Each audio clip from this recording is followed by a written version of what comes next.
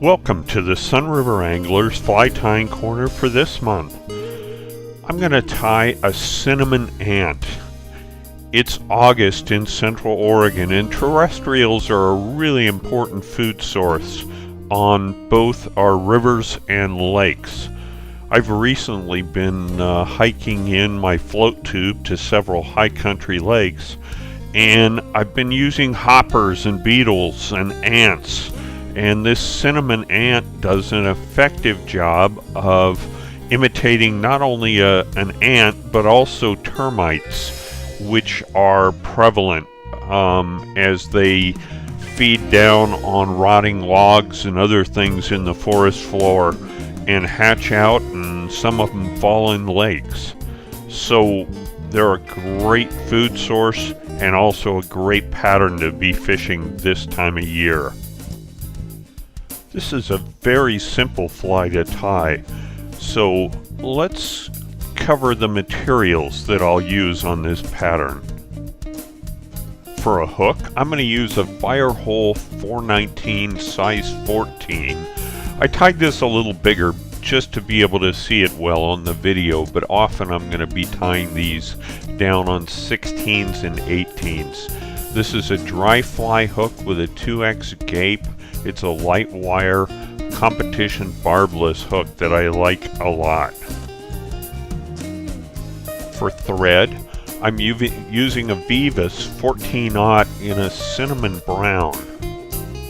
For the thorax foam, I'm going to use a craft foam that I get at craft stores. It's just a 2mm brown closed cell foam. For the thorax and the abdomen dubbing, I'm using a Nature Spirit Hare's Mask dubbing in Rusty Spinner. For the wing, I'm using a Zelon that I get from Blue Ribbon Flies in Montana, and you can use either a white or a light dun for this one. And lastly, for the hackle, I'm using a Whiting Dry Fly saddle hackle in light dun. These are the best hackles in the world, and I really like using them.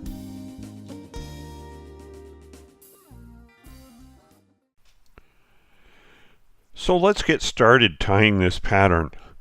I'm going to tie on the thread right at the hook point and tie back to the tail set position.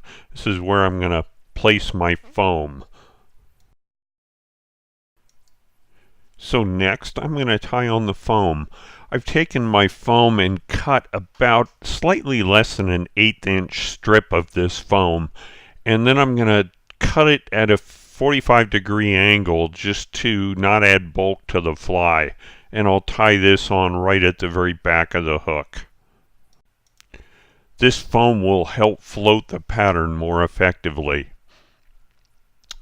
Next, I'm going to take some of my Rusty Spinner dubbing and spin that onto the thread like a yarn, and I'm going to wind that right over the little area that I've tied the foam in, and build a bump or build a ball at the back of the pattern for this ant's abdomen.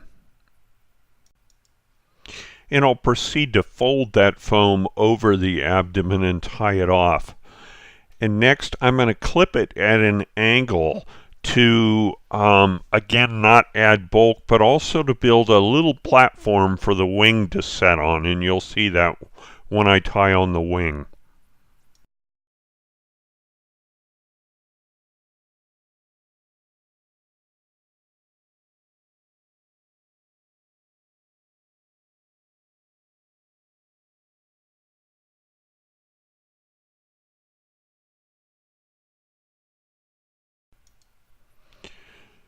Next, I'm going to tie on the wing right over that little ramp that I've built on the fly, and this will help set that wing back at a 45-degree angle. I'm not going to tie it right back to that bump of foam. I'm going to tie it just short of that so that it doesn't stand almost straight up on that sharp bump.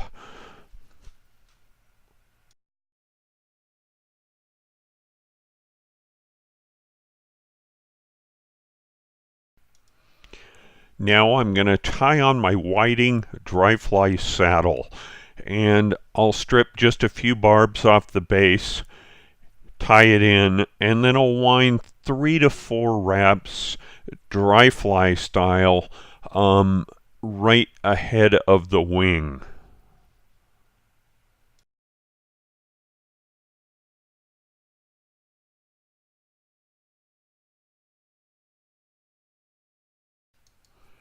If I've got a stray barb or two, I'll clean those up with my scissors. And then I'm going to wind this, my thread forward up to the area where I need to tie in the thorax of this pattern.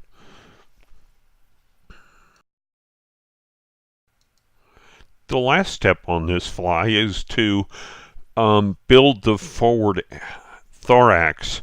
And I'm going to dub some of my cinnamon dubbing onto the thread and build that yarn, and then wind it forward to form that smaller ball of the thorax of this fly.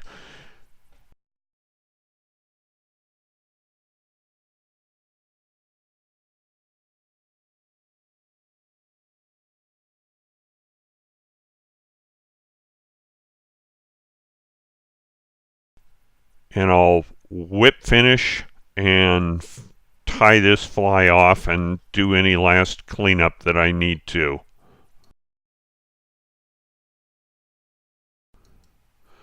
So the final thing I'm going to do on this pattern is I'm going to take my scissors and clip that hackle underneath the pattern.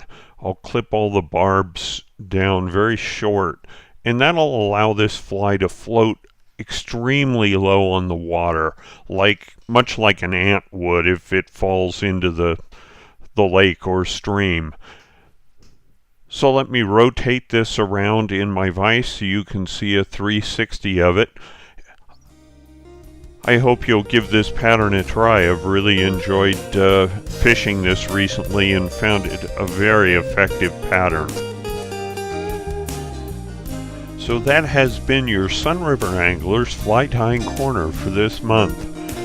Give the cinnamon ant a try. I think you'll really like it. I fished this on both lakes and rivers during the midsummer here in Central Oregon with just excellent results. If you like what you see, please visit us on Facebook or on the web at www.sunriveranglers.org. Thanks for watching.